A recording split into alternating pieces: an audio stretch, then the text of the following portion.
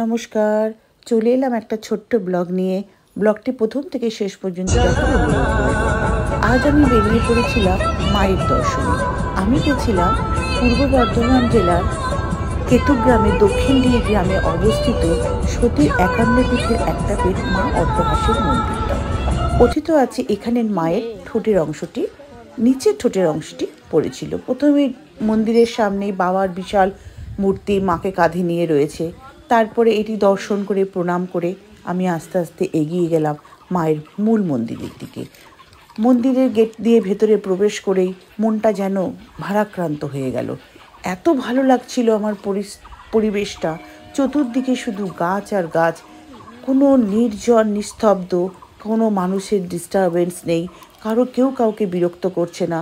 আপনি আপনার মতন সঙ্গে করে ফুল ফল যা আনবে তাতেই আপনি মাকে পুজো করতে পারবেন। আস্তে আস্তে আমি এগিয়ে গেলাম। এগিয়ে যেতে যেতে দেখলাম সামনে বাবার আরেকটি মূর্তি।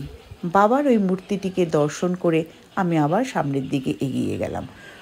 এখানে দূর থেকে আসে, যেহেতু এটি অনেকটি কলকাতার থেকে অনেকটি দূরেই অবস্থিত, তাই এখানে থাকার জন্য নতুন করে ঘর তৈরি করা হচ্ছে, সেটা আমি দেখলাম। এবং আস্তে আস্তে আমি এগিয়ে যাচ্ছি। এগিয়ে বাঁ হাতে রয়েছে রন্ধনশালা। এখানে মায়ের ভোগ রান্না করা হয় এবং যারা ভক্তরা আসেন তারা এখানে মায়ের ভোগ দুপুরে গ্রহণ করে থাকেন। ভোগ গ্রহণ করার পরে এই যে ঘরটি দেখতে পাচ্ছেন, এখানে মানুষরা বিশ্রাম নেন। তারপরে ওই বিশ্রাম নেওয়ার জায়গাটিকে আমি আস্তে আস্তে ধরে সামনে দিয়ে আমি এগিয়ে গেলাম মায়ের মূল মন্দিরের দিকে। মায়ের মূল মন্দিরটি বহু প্রাচীন এবং কত বছরের প্রাচীন সেটি আমার জানা নেই।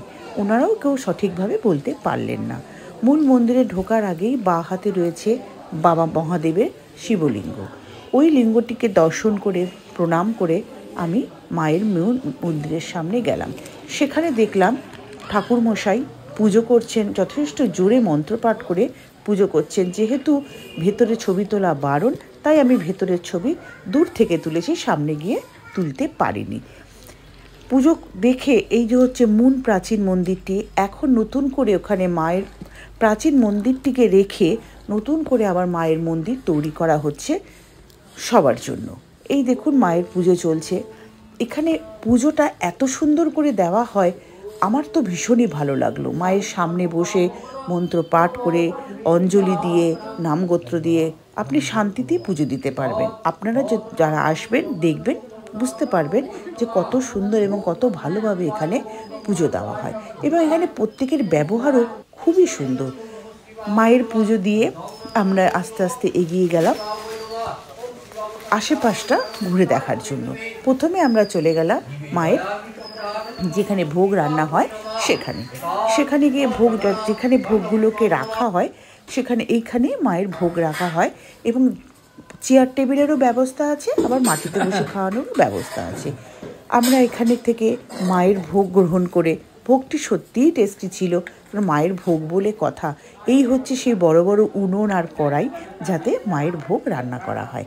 এখানে প্রতিদিনই এইভাবে রান্না করা হয়। এইবারে ওই ভোগ খেয়ে যারা বিশ্রাম নিতে চাইবেন তারা এই বিশ্রামাগারে বিশ্রাম নিতে পারবেন। তারপরে আমরা আস্তে আস্তে এগিয়ে গেলাম চারিপাশটা দেখতে। ওখানে একটা বিশাল বড় ঝিল রয়েছে, যার ভেতরে বড় বড় বিভিন্ন ধরনের মাছ রয়েছে। এখন এই মাছ ধরা হয় কি না আমি বলতে পারবো না। তারপরে রয়েছে বড় বড় গাছ। এই হচ্ছে পঞ্চমুণ্ডের মন্দির বেদিস্থল। এখানে বিভিন্ন ধরনের যারা সাধনা করেন তারা সাধনা করে থাকেন। আমাদের সামনে যাওয়াটা বারণ ছিল। তারপরে আস্তে আস্তে আমরা এগিয়ে গেলাম। এগিয়ে যেতে আমার চোখে পড়ল মা রটন্তিকালীর একটা ছোট্ট মন্দির। সে মন্দিরটি এখানে পাশে রয়েছেন রামকৃষ্ণদেব, মা সারদা মা।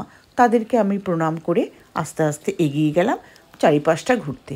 চারিপাশটা শুধু গাছ পরিক্রমা করে আমরা আস্তে আস্তে বেরিয়ে গেলাম। মা সবাইকে ভালো রাখুক, সুস্থ রাখুক, এই কামনা করে আমি আমার এই ব্লগটি শেষ করছি। আপনাদেরকে সবাইকে মন্দিরটি দর্শন করার অনুরোধ রইল। ভালো থাকবেন, সবাই সুস্থ থাকবেন।